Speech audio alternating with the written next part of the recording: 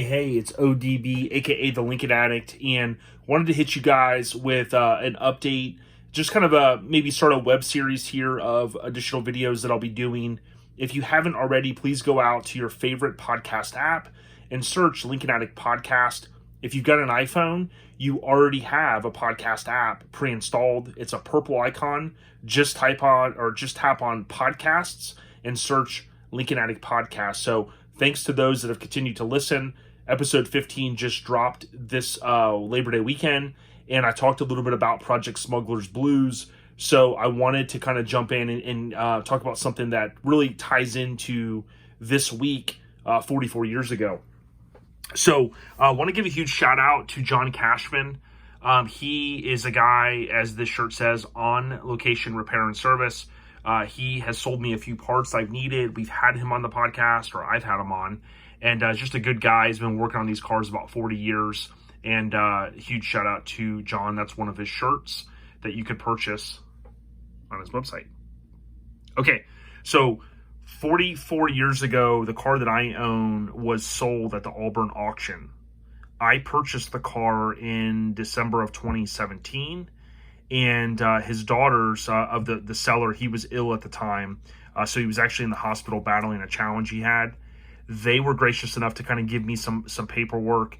And it included these 3 parking permits for the Auburn auction. Kind of cool. Again, September of 76. Now I'm recording this on September 7th. But it kind of gives you a little bit of insight into, wow, the 70s right there with these little things. And of course, I love this stuff. So, I'm going to keep these things.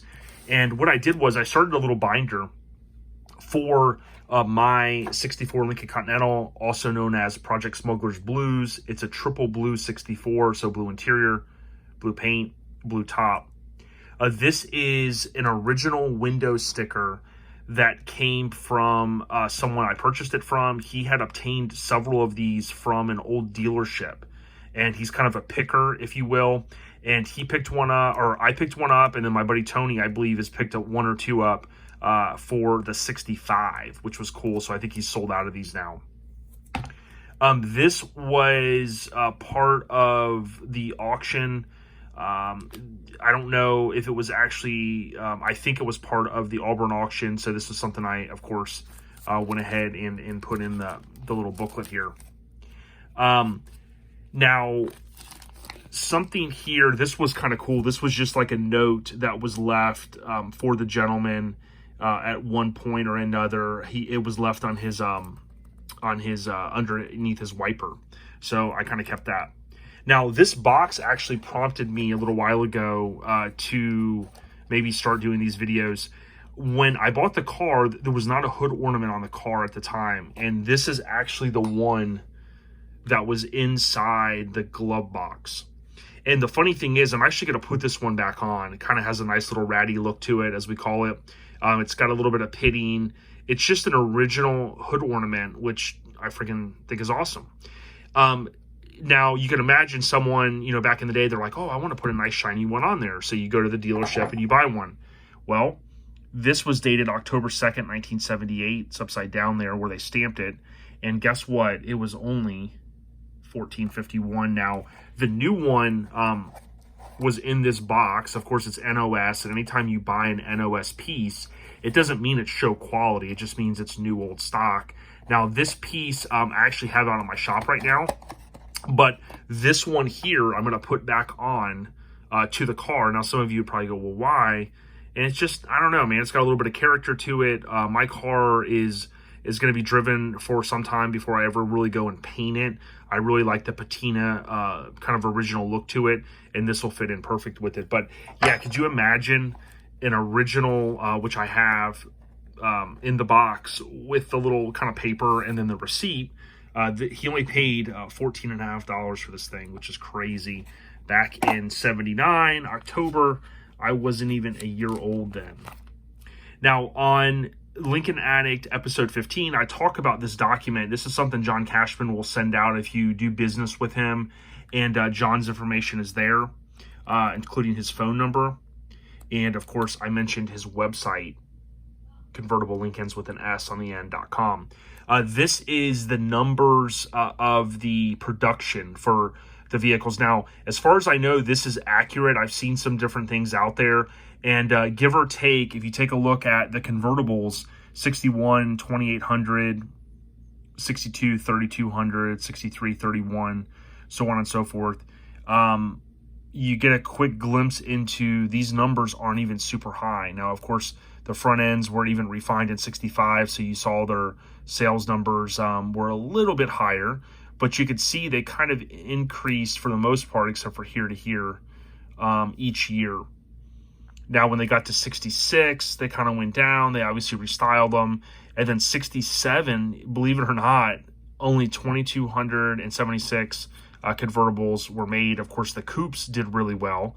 It kind of showed that, people were willing to go and purchase a coupe, which came out in 66. But this only goes through 67. I couldn't remember when I did the audio if this went through 69. Of course, there were coupes in 68 as well. Our friend Robbie has one. Yeah, and then this is just another copy because I had done business with him a couple times, so that's just an extra one. This was just a little receipt that I found in the glove box. Actually, it was in a little bag. There was a little bit of hardware, and it just goes to show you kind of an old school receipt. Many of us remember kind of growing up, and you go to the hardware store, and boom, you're just cheap couple bolts and nuts and things like that you needed. There was a towing bill. Actually, it was a tire repair for $3. And back in the day, that was in there as well. This was part of the Auburn auction. So again, that was dated September 1st, 75.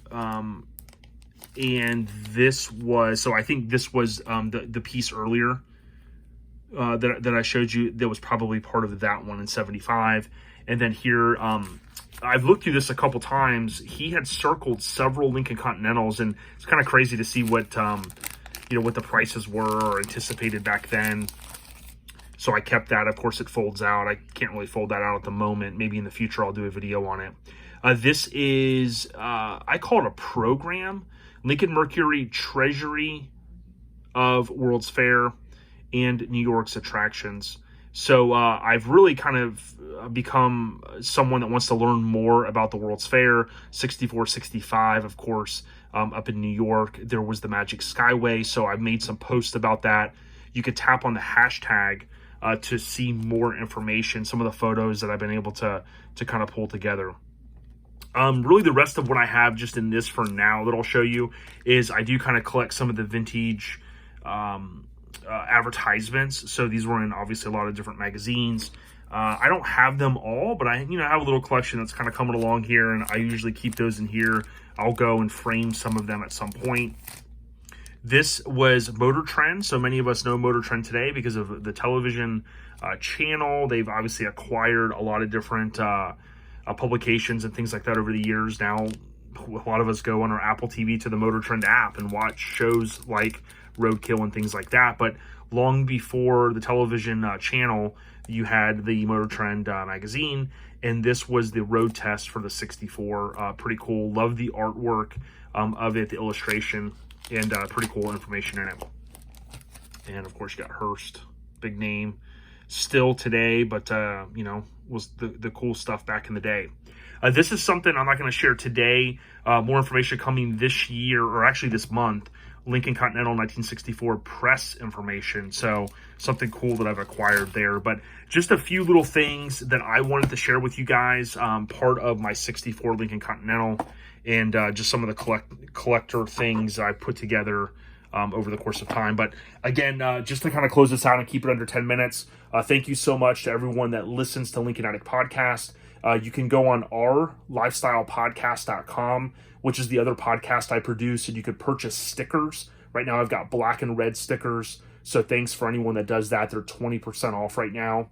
Thank you to Blair and Teresa and all of my Lincoln friends, including Tony Boss Bolin, for all the help. With that being said, take care. Check out John's website, and if you search Jay Leno Lincoln Continental or John Cashman Lincoln Continental on YouTube, you'll find out more. All right, take care.